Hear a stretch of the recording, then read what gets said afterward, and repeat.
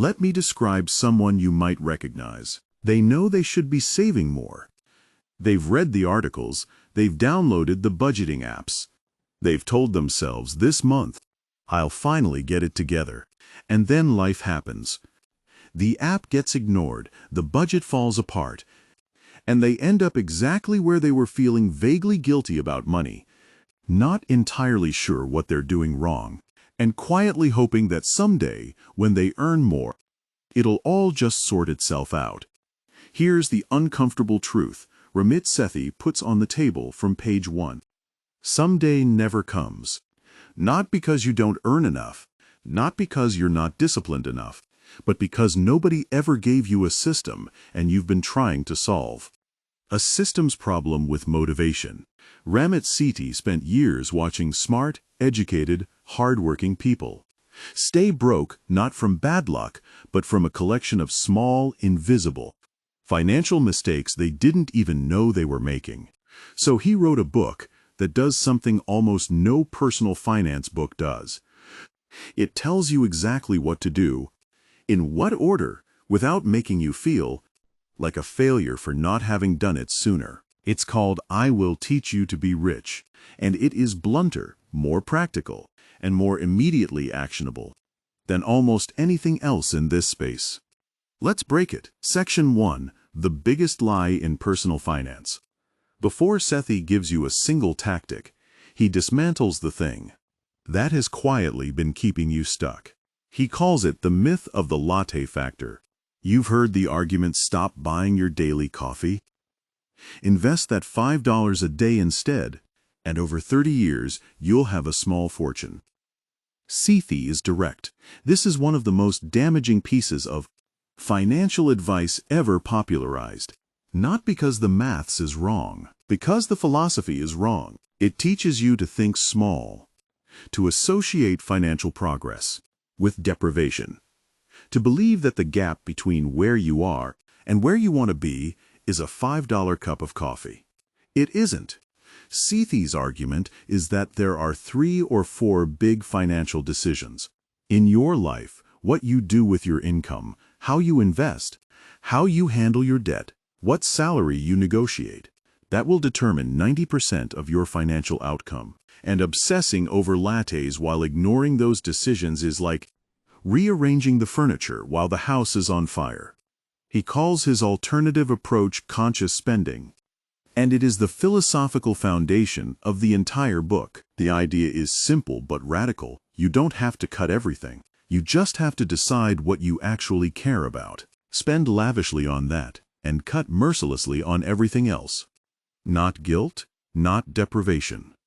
A deliberate, personalized system, built around the life you actually want to live.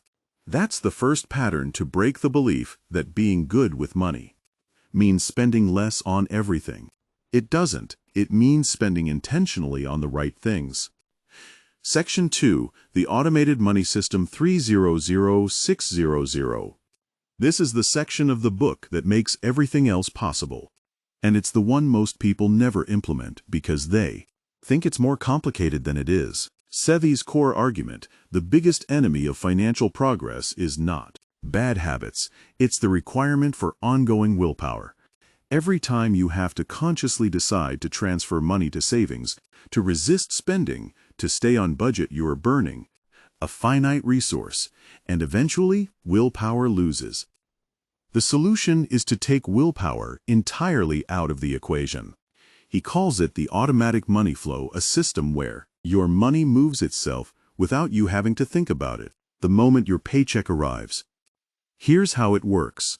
First, your salary lands in your checking account. Immediately, automatically, a fixed percentage moves to your savings account. You never see it.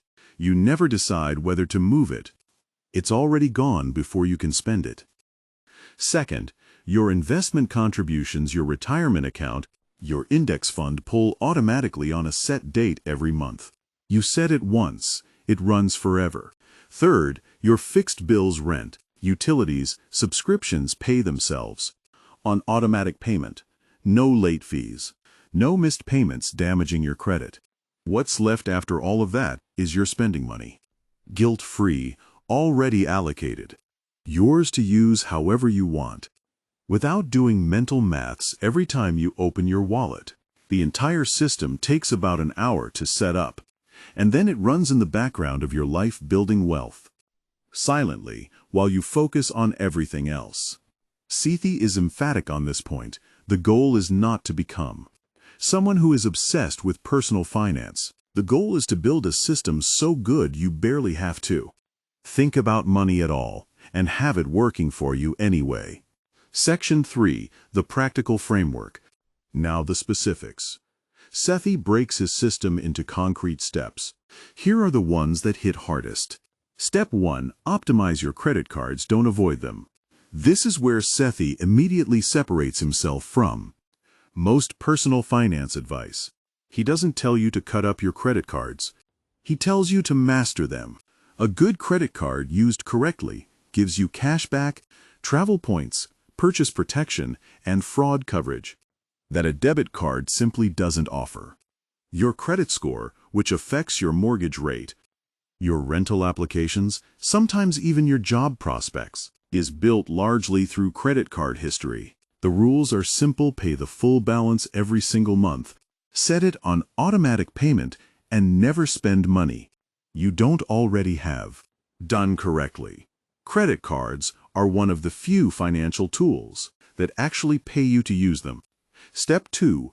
Open the right accounts and max out what matters. Sethi walks through a hierarchy of where your money should go, in order of priority. First, your employer's 401k, up to the match. This is the only guaranteed 100% return available to you. Your employer matches your contribution. Walking away from this is walking away from free money. Second, pay off high-interest debt. Any debt above 7 or 8% interest is mathematically guaranteed to cost you more than almost any investment will return. Eliminate it before you invest beyond the match. Third, open a Roth IRA and max it out. The Roth IRA is one of the most powerful wealth-building tools available. You invest after tax money. It grows completely tax-free, and you pay nothing when you withdraw it in retirement. Fourth, go back to your 401k and keep contributing. Fifth, invest in a regular taxable brokerage account. This hierarchy matters because it sequences your money in order of mathematical return, not in order of what feels most comfortable or most visible. Step 3. Invest in index funds and stop pretending you can beat the market. This is Sethi's most direct challenge to the conventional wisdom most people absorb from financial news and investing culture. The vast majority of actively managed funds, run by professional investors with research teams, data subscriptions, and decades of experience, underperform a simple index fund over a 10-year period. Not some of the time, most of the time. An index fund simply buys every company in a market index. The S&P 500, for example, holds them all, charges almost nothing in fees, and delivers the average market return. That average return, compounded over 30 years, has historically produced extraordinary wealth, not because it's clever, because it's consistent, and because the fees it doesn't charge you, the 1, 2, 3% that actively managed funds quietly take every year compound against you, just as powerfully as returns compound for you. Sethi's prescription pick, a low-cost index fund. Set up automatic monthly contributions, and then never look at it when the market drops. The temptation to sell during a downturn, to stop the bleeding, wait for stability, get back in later, is the single most expensive decision most retail investors ever make. Stay in every month, regardless of what the market is doing. Step 4. Negotiate everything starting with your salary. Sethi dedicates an entire section to something most personal finance books never touch: the income side of the equation. Saving and investing are multipliers, but what they're multiplying is your income. And if your income is artificially low because you never negotiated, never asked, never made the uncomfortable call, the multipliers have less to work with. He gives specific scripts for negotiating a salary increase. Language, timing, framing, and makes a point. That should land hard for anyone who's ever avoided this conversation. The discomfort of a 5-minute negotiation can be worth tens of thousands of dollars, compounded over the length of a career. Nobody is going to walk up to you and offer you more than you're willing to ask for. The ask is the work. Section 4, the reframe that changes everything. Here's the idea in this book that I want you to hold longest. Sethi introduces a concept near the end called the rich life, and it's not what you expect it to be. He's not describing a yacht, he's not describing a penthouse or a wardrobe full of designer clothes. He is describing the specific, personal, deeply individual version of a life that feels rich to you. And his argument is that most people have never actually defined what that looks like, so they spend their entire lives chasing a generic version of success, built from what they saw on television, what their neighbors seem to have, what the culture told them should be enough.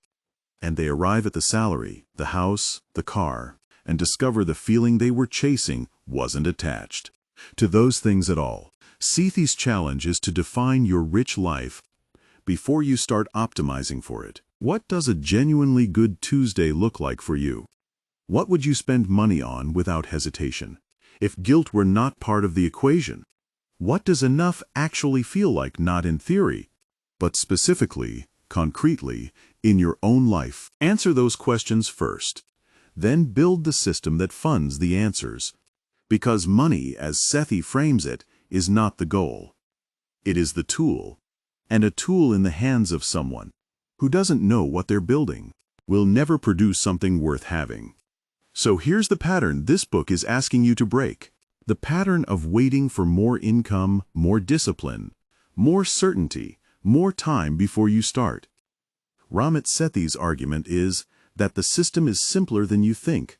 The accounts take an hour to open, and the cost of one more year of waiting is compounding, working against you. Instead of for you, you don't need to be perfect. You don't need to understand every financial product ever created. You don't need to be obsessed with money to build wealth from it.